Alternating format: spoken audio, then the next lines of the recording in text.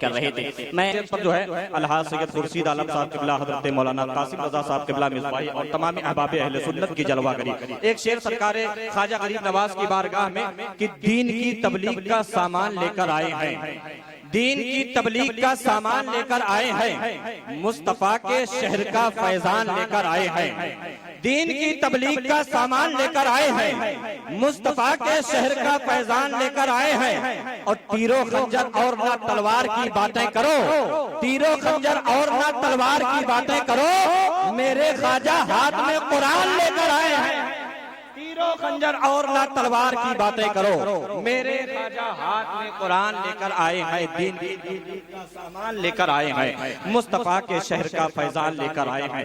حضرات اب میں نہایت ادب اور احترام کے ساتھ گزارش کر رہا ہوں خطیب اہل سنت، خطیب نوجوان حضرت علامہ مولانا قاسم رضا صاحب قبلہ مصباحی سے کہ وہ تشریف لائیں اور اپنے پاکیزہ خطاب سے ہم سامعین کرام کے قلوب و اذہان کو روشن و مجلہ فرمائیں۔ آئیے نعرہ تکبیر کی صدا بلند کریں، نعرہ تکبیر، نعرہ رسالت، نعرہ رسالت، جشن عید میلاد النبی، جشن غوث الورا، مسلک اعلی حضرت، نعرہ تکبیر، نعرہ رسالت۔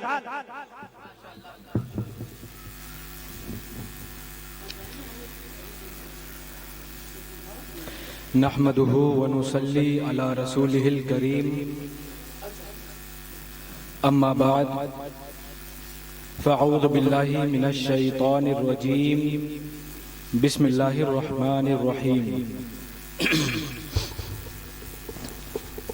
ألا إن أولياء الله لا خوف عليهم ولا هم يحزنون سبحان الله صدق الله وبلغنا رسوله النبي الكريم ونحن على ذلك لمن الشاهدين والشاكرين والحمد لله رب العالمين سبحان اللہ، ما شاء اللہ۔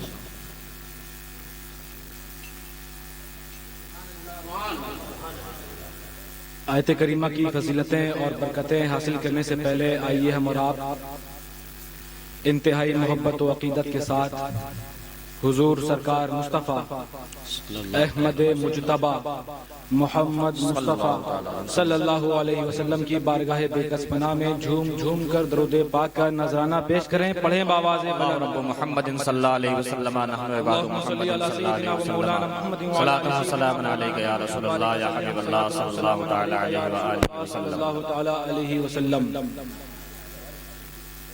اللہ پاک کا لاکھ لاکھ شکر و احسان ہے کہ اس نے ہم سب کو کسی اپنے کی محفل میں بیٹھنے کی سعادت عطا فرمائی۔ بے شک، سبحان اللہ۔ چونکہ مغرب کا وقت بہت قریب آ لگا ہے اور مجھ سے میرے بعد اور بھی کئی پلیئرز ہیں جن کو گراؤنڈ میں اپنا کرکٹ پیش کرنا ہے، اس لیے ٹائم کی کمی کو دیکھتے ہوئے میں چند خاص باتیں آپ کے گوش گزار کروں گا۔ حضرات گرامی وقار، آج کا میرا عنوان جو مجھ کو دیا گیا وہ ہے فضیلت اولیاء کرام۔ یہ ٹاپک اور یہ عنوان بہت ہی نرالا اور بھلایا ہوا عنوان ہے۔ اس ٹاپک پر، اس عنوان پر اچھے سے اور سیر حاصل گفتگو ہونی چاہیے، کیونکہ اگر اس ٹاپک کو لوگوں نے سمجھ لیا تو میرا اپنا ایک یقین اور وجدان کہتا ہے کہ بہت سارے اختلافات یوں ہی دم توڑتے ہوئے نظر آتے ہیں۔ اولیاء کرام کی زندگی اور ان کی فضیلتوں کا جاننا، ان کی رفعتوں سے آشنا ہونا، یہ تمام چیزیں ہمارے ایمان کو مضبوط کرتی ہیں۔ بے شک، سبحان اللہ۔ ان کی جو اخلاقی زندگی گزری ہے، ان کے جو اعلیٰ اقدار گزرے ہیں، ان کو جب ہم پڑھتے ہیں، جب سنتے ہیں تو اس سے بہت کچھ سیکھنے کو ملتا ہے۔ ان کی زندگیوں سے ہمیں ایمان کی پختگی، صبر، شکر، توکل اور بے لوث دین کی خدمت کرنے کا جذبہ ملتا ہے۔ سبحان اللہ۔ ان کی زندگیوں سے ہمیں اللہ کی محبت بھی میسر آتی ہے اور یہ قلوب جو گناہوں سے لت پت ہیں اور جس کی وجہ سے یہ تاریک ہو چکے ہیں، جب ان کا ذکر کیا جاتا ہے تو اللہ کی رحمت نازل ہوتی ہے. سبحان اللہ، ماشاءاللہ، سبحان عند ذکر الصالحین تنزل الرحمہ، جب صالحین کا ذکر ہوتا ہے تو اللہ کی رحمت نازل ہوا کرتی ہے. سبحان اللہ، ماشاءاللہ. حضرات گرامی وقار، یہ بزرگان دین ظاہری طور پر تو ہماری طرح نظر آتے ہیں، ظاہری طور پر ہماری طرح انسان نظر آئیں گے، لیکن حقیقت میں ہیں یہ کون؟ فرمایا کہ ان کی آنکھیں، ان کی جو نظریں ہیں وہ نظریں شفا ہیں، اور ان کا جو کلام ہے وہ دوا ہے. اگر ان کی مجلس میں کوئی مردہ دل بیٹھ جائے تو اللہ کا فضل ہوتا ہے، وہ زندہ دل ہو جاتا ہے. ان کی مجلس میں اگر لوہا رکھ دیا جائے، یعنی لوہا دل انسان رکھ دیا جائے تو اسے وہ سونا اور کندن بنا دیا کرتے ہیں. بے شک، بے شک. ان کی مجلس کی فیوز و برکات میں سے ہے کہ اگر کوئی اسفل السافلین تک گر گیا ہو لیکن ایک نظر ڈال دیں گے تو وہ اعلیٰ علیین تک پہنچتا ہوا نظر آئے. واہ واہ واہ، بے شک. وہ ایسی جماعت ہے کہ جس کے تعلق سے کہا گیا تخلقوا باخلاق اللہ، وہ اللہ تعالیٰ کے اخلاق سے مزین ہو چکی ہے. وہ ایسی قوم ہے، ایسی جماعت ہے کہ صراط الذین انعمت علیہم کی سچی مصداق ہے. اس جماعت کو جاننا ہو تو مکمل عقیدت کے ساتھ شک و شبہ کو نکال کر کسی صاحب دل کی مجلس میں ایک مرتبہ صحبت گزار کر دیکھو، شرکت کر کے دیکھو. انشاءاللہ تعالی اگر صدق دل سے آپ پہنچے ہیں، اتنا فیضان ملے گا، اتنا فیضان ملے گا، صرف آپ کو نہیں آپ کی نسلوں کے لیے کافی ہے. بے شک. حضرات گرامی وقار، یہ اولیاء کرام کی جو فضیلتیں ہیں یہ میں ایسی زبانی نہیں بیان کر رہا اپنی طرف سے. پہلے تو میں قرآن کریم سے اس کو واضح کروں گا. اللہ پاک فرماتا ہے الا ان اولیاء اللہ لا خوف علیہم ولا هم يحزنون. غور سے سن لو، میرے اولیاء پر انگشت نمائی کرنے والوں، جو اللہ کا ولی ہے، لا خوف علیہم، ان پر کوئی خوف نہیں ہے، بے شک. ولا هم يحزنون. اور یہ بھی مت سمجھنا کہ آج خوف نہیں ہے تو کل قیامت کے دن مشکل میں پڑ سکتے ہیں، وہاں ٹینشن میں آ جائیں گے. فرمایا ولا هم يحزنون، اور نہ ہی وہ رنجیدہ خاطر ہوں گے. بے شک. سبحان اللہ. اللہ اکبر کبیر. ولی ہے کون؟ فرمایا الولی القرب والذنوب. ولی قربت اور نزدیکی کو کہتے ہیں. کس کو کہتے ہیں؟ قربت اور نزدیک. قربت اور نزدیکی کو. جس کی جتنی زیادہ قربت ہوگی اتنا بڑا ولی ہوگا. بے شک. جو جتنا زیادہ نزدیک ہوگا اتنا بڑا ولی ہوگا. یہ تو لغوی اعتبار سے میں نے بتایا. اب اصطلاحی اعتبار سے بتا دوں کہ ولی ہوتا کون ہے. بزرگان دین نے، صوفیاء نے اس کی تعریف کی ہے کہ ولی وہ ہے جس کا دل اللہ کے ذکر سے مستغرق ہو، جس کے دل میں اللہ کی محبت اس طرح غالب آ گئی ہو کہ وہاں پر پھر کسی دنیا دار کا کوئی دخل اور کوئی گزر نہ ہوتا. وہ ہے ولی. اور جب اتنی قربانیاں دیتا ہے ولی، تب جا کر اللہ تعالیٰ اپنا قرب عطا فرماتا ہے. آسان نہیں ہے 4-5 وقت کی نماز پڑھنے اور سوچ لے کہ ہم سب اللہ کے ولی ہو جائیں گے.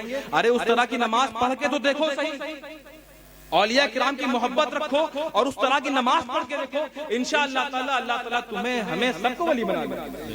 ولایت کا دروازہ آج بند نہیں ہوا ہے، نبوت کا دروازہ بند ہوا ہے.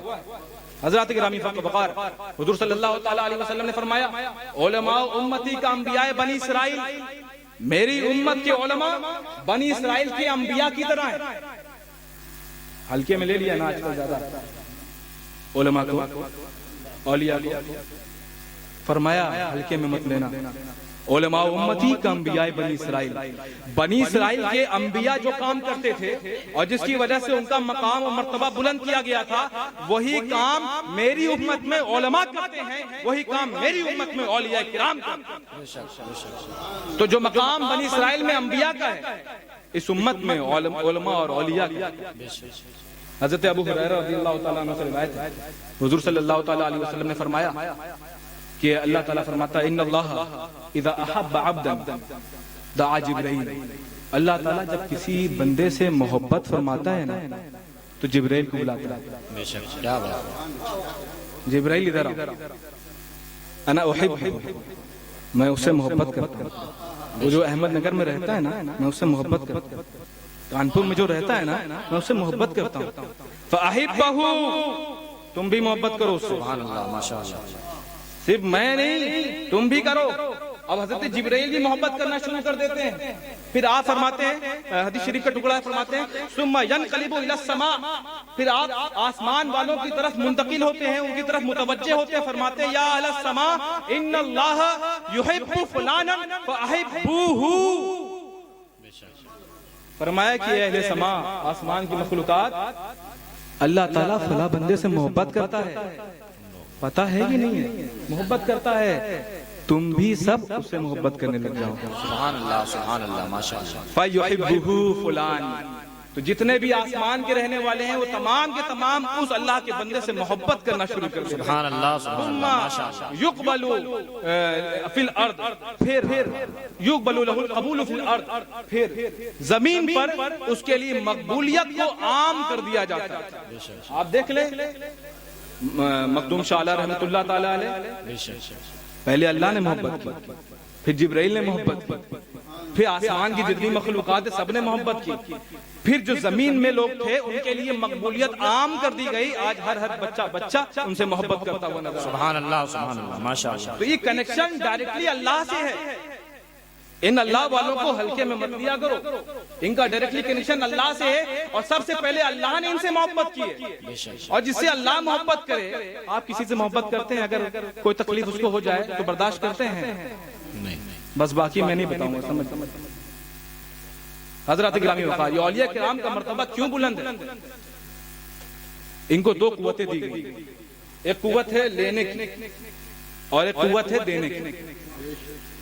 وہ اللہ تعالیٰ کے جو انوار و تجلیات کا نزول ہوتا ہے تو یہ بزرگان دین اس کو اپنے اندر ایبزارب کرتے ہیں، اپنے قلب میں اس کو محفوظ کرتے ہیں، اپنے وجدان میں اس کو اتارتے ہیں، پھر اس کو بانٹتے ہیں. بے شک سبحان اللہ. پھر اس کو تقسیم کرتے ہیں.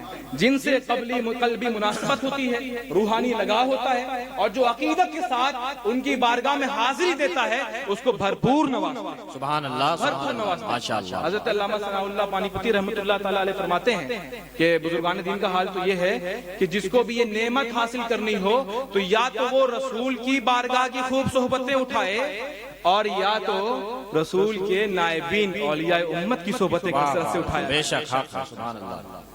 آج سوچتے ہیں لوگ کہ ارے آج کہاں اولیاء کرام موجود ہیں، سب تو ختم ہو گیا سسٹم. یہی سوچتے ہیں نا؟ مایوس ہے کہ نہیں ہے؟ الحمدللہ ایک آواز آئی کہ نہیں، مایوس نہیں ہونا چاہیے. مکتوبات دو صدی میں شرف الدین یحییٰ منوی رحمۃ اللہ تعالی علیہ نے اس کو درج کیا ہے.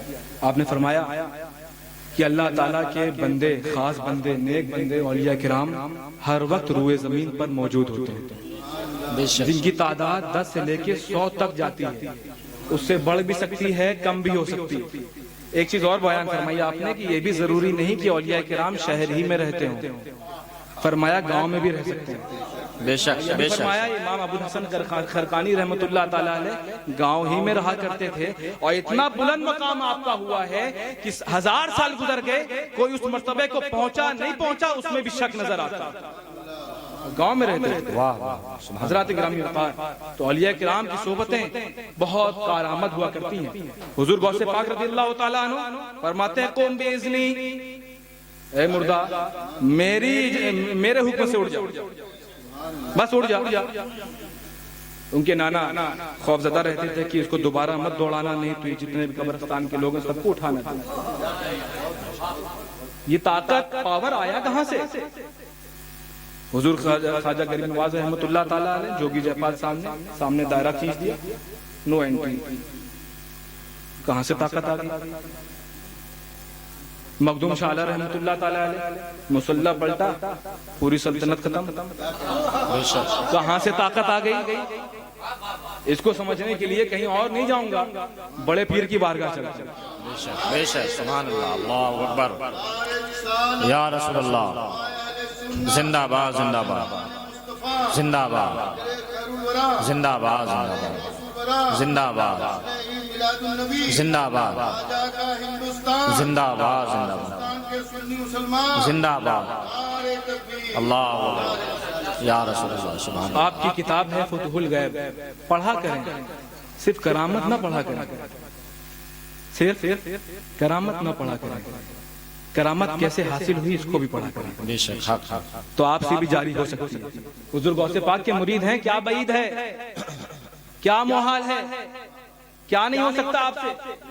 حضور غوث پاک خود فرماتے ہیں اپنے مقالہ نمبر 13 میں، کتب الغیب کا مقالہ نمبر 13 پڑھیں، اس میں آپ فرماتے ہیں قال اللہ تعالیٰ فی بعض کتبہ، اللہ تعالیٰ نے کسی کتاب میں فرمایا ان اللہ احب عبدا، ان اللہ قال اللہ تعالیٰ یا عباد اللہ انا اللہ لا الہ الا انا، اے بندے میں تمہارا بندہ ہوں، میرے علاوہ کوئی بھی تمہارا معبود نہیں ہے، میں تمہارا خالق ہوں اور میرے علاوہ تمہارا کوئی بھی معبود نہیں ہے۔ پھر فرمایا انا اقول کن فیکون، میں کسی شے کے تعلق سے کہہ دوں کن ہو جا تو وہ ہو جایا کرتی ہے۔ کون فرما رہا ہے؟ اللہ پاک فرما رہا ہے کہ میں کسی شے کے تعلق سے کہہ دوں کن فیکون تو وہ ہو جاتی ہے۔ پھر فرمایا مایوس مت ہونا، اطیعنی، میرا کہنا مان لو، میری اطاعت کر لو، میرے محبوب کے نقش قدم پر چل کر دیکھو، میرے ولیوں کے نقش قدم پر چل کر دیکھو۔ فرمایا اجعلک تقول کن فیکون، میں تمہیں ایسا ویسا نہ چھوڑوں گا، مگر اگر تم نے میرے نقش قدم پر اپنی زندگی گزاری تو میں تم کو بھی یہ اختیار دے دوں گا، تمہیں بھی یہ رائٹ اور پاور دے دوں گا، تم کسی شے کے تعلق سے کہو گے کون ہو جا تو میں اس کو واقعی میں مارز وجود میں لے آؤں، میں اس کو واقعی میں مارز وجود میں لے آؤں۔ یہ پاور ہمیں بھی مل سکتا ہے، آپ کو بھی مل سکتا ہے، اس لیے مایوس نہ ہو اور اس کی طرف رغبت کریں، کوشش کریں۔ اللہ تعالیٰ اسباب بنانے والا ہے۔ فرمایا والذین جاہدوا فینا لنہدینہم سبلنا، جو لوگ ہماری راہ میں کوشش کریں، جو لوگ ہماری راہ میں کوشش کریں، کوشش کریں، کیسے ہوگی؟ نماز پڑھیں، ذکر و اذکار جو ملتے ہیں وہ کریں گے، اور صالحین سے محبت رکھیں گے، اہل سنت پر قائم رہیں گے، اور تمام طریقے کی جو بھی وظائف اور کتابیں ہوتی ہیں، جو تصوف کی کتابیں ان کو پڑھیں گے تو انشاءاللہ تعالیٰ اندر کا وجدان آپ کا بدلنا شروع ہو جائے گا۔ بے شک سبحان تو اللہ۔ فرمایا اللہ تعالیٰ نے والذین جاہدوا فینا، جو لوگ ہماری طلب میں کوشش کرتے ہیں، لنہدینہم سبلنا، لام تاکید بنون تاکید ثقیلہ، فرمایا ضرور بالضرور میں انہیں اپنی راہیں عطا فرما دوں گا، بے شک سبحان اللہ سبحان اللہ۔ ضرور عطا فرما دوں گا۔ حضرات گرامی وقار، یہ اولیاء کرام کی طاقت ہوا کرتی ہے۔ اولیاء کرام کی صحبت میں جو لوگ بیٹھ جاتے ہیں، اگر وہ شیطان صفت کے ہوں گے تو اللہ تعالیٰ فرشتہ صفت بنا دے۔ اور ایک چیز آخری میں بتا دوں، نور طلب کیا کریں اللہ سے، کیونکہ یہ جو پل صراط ہم پار کریں گے یہ اپنے نور کے اعتبار سے پار کریں، اور بزرگان دین جلدی سے پار کر جائیں گے۔ اس کے پیچھے کا سگریٹ کیا ہے؟ نور زیادہ ہے ان کے پاس، جتنا زیادہ نور ہوگا اتنی آسانی کے ساتھ آپ پل صراط پار کریں۔ بعض کے پاس اتنا نور ہوگا جیسے پہاڑ نظر آتا ہے نا، بڑے بڑے پہاڑ، مثال کے طور پہ ہمالیہ لے لیجیے، اس کی رحمت سے کیا بعید ہے، کتنا بھی نور عطا فرما سکتا ہے۔ تو نور عطا فرمایا، پھر کچھ کا اس سے کم نور ہوگا، کچھ کا اس سے کم ہوگا، کچھ کا اس سے کم ہوگا، کچھ کا اس سے کم ہوگا، یہاں تک کہ آخری درجے کے جو انسان ہوگا اس کا نور اس کے پیر کے انگوٹھے پر رکھ دیا جائے گا۔ آپ تصور کریں کہ پیر کے انگوٹھے پر نور ہوگا تو چلنے میں کتنی دشواری ہوگی، دقت ہوگی کہ نہیں ہوگی؟ کوشش کریں کہ ہم پیر والے نہ بنیں، ہم ایسا بنے کہ پہاڑ نما نور لے کر چلیں، ہم ایسا بنے کہ کم سے کم اپنا تو معاملہ بن جائے، اور جو بالکل کم نور لے کے جائے گا اس کا حال یہ ہوگا پل صراط پار کرنے کے دوران کہ ایک ہاتھ سے ایسے پکڑے گا تو دوسرا ہاتھ چھوٹ جائے گا، پھر کھٹ سے وہ پکڑے گا، پھر دوسرا چھوٹ جائے گا، اور نیچے آگ جل رہی ہے۔ آپ بتائیں کیا تصور کر سکتے ہیں آپ، کیا حالت ہوگی؟ تو نور کیسے حاصل ہوگا؟ نور حاصل ہوگا بزرگان دین کی صحبت میں بیٹھ کر، نور حاصل ہوگا واقعی معنی میں صحیح سے خشوع خضوع کے ساتھ نماز پڑھ کر۔ نماز کو اس کو ڈھیلے ڈھالے جیسے لگتا ہے کہ مسلمانیں نہیں ہیں، زبردستی پڑھائے گا، تو کیا نور حاصل ہوگا؟ حاصل ہوا بھی تھوڑا بہت، باہر نکلے ارے یار وہ نماز پڑھت رہے ہوگا، دیکھے رہے ایسے ٹیڑھا کھڑا تھا، ایسے کھڑا تھا. اب اتنی سی بات کر دیا، غیبت ہو گئی، جو لیے تھے تھوڑا بہت سب خرچہ ہو گیا، سب خرچہ ہو گیا. تو اس لیے نور حاصل کریں اور نور کو بچا کر رکھیں. حضور صلی اللہ تعالی علیہ وسلم دعا فرماتے تھے اللہم آتنی نوراً، اے اللہ ہمیں نور عطا فرما، وزدنی نوراً، اور نور کو اور بڑھا کر عطا فرما، وجعل فی قلبی نوراً، میرے دل میں بھی نور عطا فرما دے، وفی قبری نوراً، میری قبر میں بھی نور عطا فرما دے، وفی سمعی نوراً، میری سماعت میں بھی نور عطا فرما دے، وفی بصری نوراً، اور میری بصارت میں بھی نور عطا فرما دے. یہ بصارت میں جو نور ہوتا ہے نا، اسی کا پاور ہوتا ہے کہ دیوار کے پیچھے کیا ہو رہا ہے سب معلوم چلتا ہے. حضرت عمر فاروق اعظم ممبر پر کھڑے ہیں، ادھر ایک صحابی ہیں جنگ میں ہیں، پیچھے سے دشمن حملہ آور، آپ نے یہیں سے فرمایا یا ساریۃ الجبل، اے ساریہ ادھر مت آؤ، پہاڑ کی طرف دیکھو، پہاڑ کی طرف. کئی ہزار میل کا فاصلہ، کیسے دیکھ لیں؟ اللہ تعالیٰ اس میں اور نور عطا فرما دے. تھوڑا سا نور ہے، گنہگار ہیں تو اس کمرے میں سب کچھ نظر آ رہا ہے، اور جب پرہیزگار ہو جائیں گے تو کتنا نور آئے گا. تو حضرات گرامی وقار، اللہ تعالیٰ فرمائے گا آخر میں، جب اللہ کے خاص جو بندے ہوتے ہیں ان کے وصال کا وقت آتا ہے نا، کیا فرماتا ہے؟ یا ایتھا النفس المطمئنہ ارجعی الی ربک راضیۃ مرضیہ فادخلی فی عبادی وادخلی جنتی. اے نفس مرضیہ، نفس مطمئنہ، تو اس حال میں پلٹا، بے قراری کی زندگی بہت گزار چکی، میری طلب میں بڑی سرگرداں رہی، بہت پریشان رہی، میرے لیے تو نے کیا نہیں کیا، لاکھ جتن کیے، اب تھک گئی ہے، اب زیادہ امتحان نہ لیا جائے گا، پلٹ آ میری طرف. یا ایتھا النفس المطمئنہ، اے مطمئن نفس آ جا، فادخلی فی عبادی، اور میرے بندوں میں داخل ہو جا، وادخلی جنتی، اور میری جنت میں داخل ہو جا، اب دنیا تیرے رہنے لائق نہیں رہی. تو جب آپ کا نفس مطمئن ہو جائے گا تو اللہ تعالیٰ پھر یہاں نہیں رکھے گا، آپ کو اللہ تعالیٰ اپنے قرب خاص میں رکھے گا. تو اللہ کے اولیاء، اللہ کے جو بزرگان دین ہیں، اللہ کے جو خاص بندے ہیں، ان کا مقام اس طرح آپ سمجھ سکتے ہیں. وقت کی تنگی کی وجہ سے میں زیادہ گفتگو نہیں کر سکا، لیکن اس پر مطمئن ہوں کہ سیر حاصل گفتگو ہو ہی گئی ہے. اللہ تعالی ہم سب کو اولیاء کرام سے محبت کرنے کا جذبہ عطا فرمائے، توفیق عطا فرمائے. وما توفیقی الا باللہ. السلام علیکم ورحمۃ اللہ تعالی وبرکاتہ.